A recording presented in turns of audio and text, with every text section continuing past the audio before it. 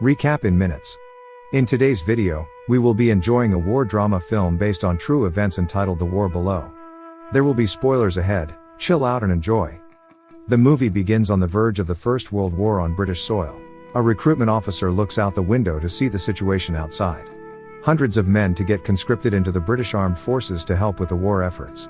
A young lad named Henry joins his father in applying for the army. Soon after, the doors are opened, and the men head inside. A soldier shouts at them in the way in to let them get a feel of military life.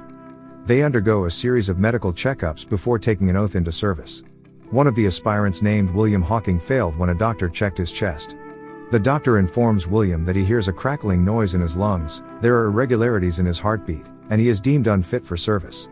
William exits the building.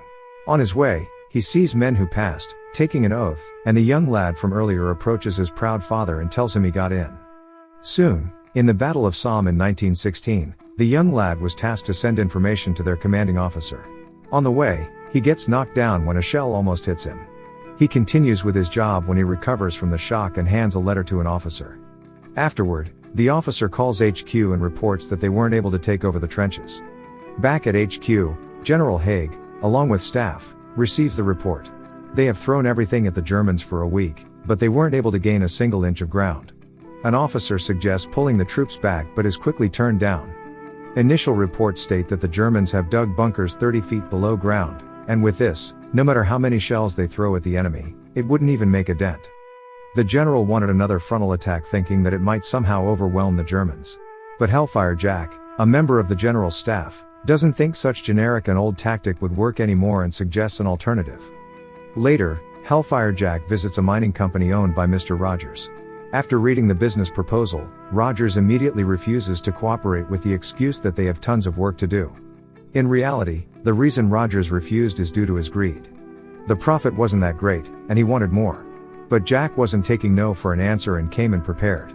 The army officer investigated beforehand Rogers' company liability and planned to use it against him. Guilty, Rogers has no choice but to concur and agrees to the offered terms. Afterward, Jack meets with the miners, and among them is William. Jack tells the men frankly that Britain is losing the war and that it's in need of their expertise in digging. He then pulls out a map and briefs the miners of the dire situation. Since they can't bomb them from above, the plan is for them to train a squad to dig from their side of the trench to no man's land, then below the enemy bunkers where they'll blow them to kingdom come. The main reason Jack wants their expertise is that the ground is made of clay. But the miners argue that if Jack wanted his explosions, they have to be the ones to do the digging. Jack immediately fills in General Haig about his plan. After hearing what he has to say, the general is repulsed by the idea that the whole war effort is in the hands of uneducated and untrained civilians. Colonel Fielding, who's been actively hostile towards Jack, sides with the general in that the only way to win is by sacrificing thousands of lives in a frontal charge. Jack argues that they have to innovate to win the war, and to convince Haig, Jack offers to be stripped of his rank should the mission fail in exchange for a green signal on the digging operation for 4 months.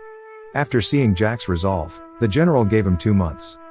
At Hawking's residence, Jane, William's wife, doesn't want her husband to go. But the man has always looked forward to helping in the war. William convinces his wife, and before he leaves, he comforts his son. Soon after, the miners board the train and are deployed on the front lines.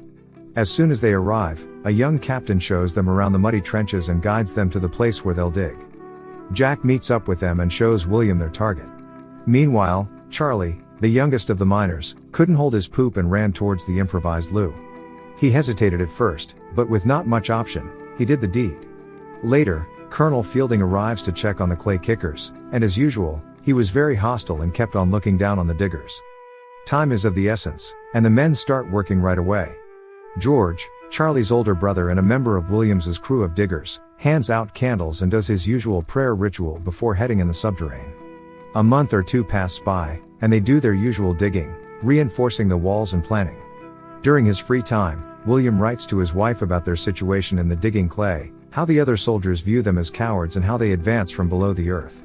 Shorty, one of the clay kickers, complains how hard the biscuit is. Charlie shows Shorty how to consume the dog biscuit. Their conversation is cut short when a plank starts breaking. Luckily, they manage to move out of harm's way.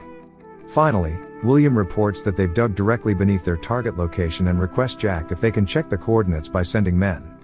Before the scheduled detonation, Shorty and Charlie prepare the charges and hand them over to William and George, who are waiting below. On the way back, Williams hears a cry for help. A soldier manning the trench tells him it's one of their lads that was tasked to check the coordinates, stuck in a fence and injured. With the ongoing mortar fire to guise the bombs they've planted below the machine gun outpost, William climbs out to no man's land. When the time came, Jack ordered Harold, William's right-hand man, to detonate the bomb, and it exploded right on the spot. A complete success, and the digging crew celebrates. At the same time, William takes the opportunity and hurries the injured soldier. He then carries him on his back, and the men cheer him on. The German notices the commotion and tries to shoot at William, but the brave digger makes it back safely, saving the soldier in the process. After William's daring exploit, Colonel Fielding bitterly delivers the congratulatory message from HQ to Jack, who plans to expand their mining efforts. But this time, without the miners' help since they already got the know-how. Jack scolds William because of his recklessness and for not following orders, then sends them home. Far from the trenches and after hours of waiting for the train, Harold finally spoke up. He tells William that they've been working together for 2 decades, and they both knew that their job wasn't finished. Without their crew, those tunnels would fail. With that in mind, Harold leaves for the trenches, which William intends to follow, but the younger three hesitate. Especially Charlie since he's got a girl back home, but, in the end, they travel back together to the front lines. Months later, as the crew is back to digging, the work is rather slow because they were constantly listening out for their German counterparts using stethoscopes. Jane goes out of their house to hang dry some clothes. When she noticed a man in uniform approaching, she knew that it could only mean one thing, but to her relief, the soldier made a mistake. He wasn't there for her but instead her neighbor Mrs. Brown. Back at the front lines, Jack informs William that an all-out attack will commence in 3 months, and by then, the tunnels should be ready. But 3 months is too short, with spending more time dodging the Germans than actually digging. Jack suggests for them to dig deeper. Outside the tunnel entrance, George finds Charlie sulking because his lover hasn't written in a couple of weeks. George tries to comfort the young man in love. Later, William comes back and decides to stay on course. Shorty gestures the crew to stop digging and stay where they are after hearing noises. Then William signals for them to move out just in time when the tunnel collapses. After the incident, William decides to follow Jack's advice to dig deeper. With not much manpower, that hour of work around the clock and less shut-eye. As they get close and with time almost running out, William wakes up the crew to start working again. Harold complained that they needed a rest. But delaying the digging isn't a luxury they can't afford. George, Charlie, and Harold bought a canary in case of a gas pocket. Although they brought the bird, they still end up almost burnt to crisp. Everyone survived, but Harold is pissed at William for overworking them. He then punched William in the presence of the colonel. The colonel then orders them to be arrested and punished for their insubordination. The field sergeant leads them to the back of the lines and is tied up in a barn overnight. Early the next morning, the sergeant goes back to William, loosens the rope a bit, and gives him smoke like a small favor for saving a man. Later, the two are released from punishment and are led to a field where their commander, Jack, teaches the whole crew how to play cricket. A little get-together and relaxation before the final push. While playing, a letter for Charlie arrives. After reading its contents, Charlie hastily goes back to the trenches. His older brother George notices that the younger bro went missing and goes after him. Without a second thought, Charlie climbs up the ladder to no man's land. A soldier and George tried to stop him, but it was too late. Charlie takes off his uniform and, not a minute later, gets shot multiple times. The next evening, William writes to his wife about the incident where Charlie took his own life because his lover ended their affair. William also asks his wife to visit Charlie's mother to deliver the news.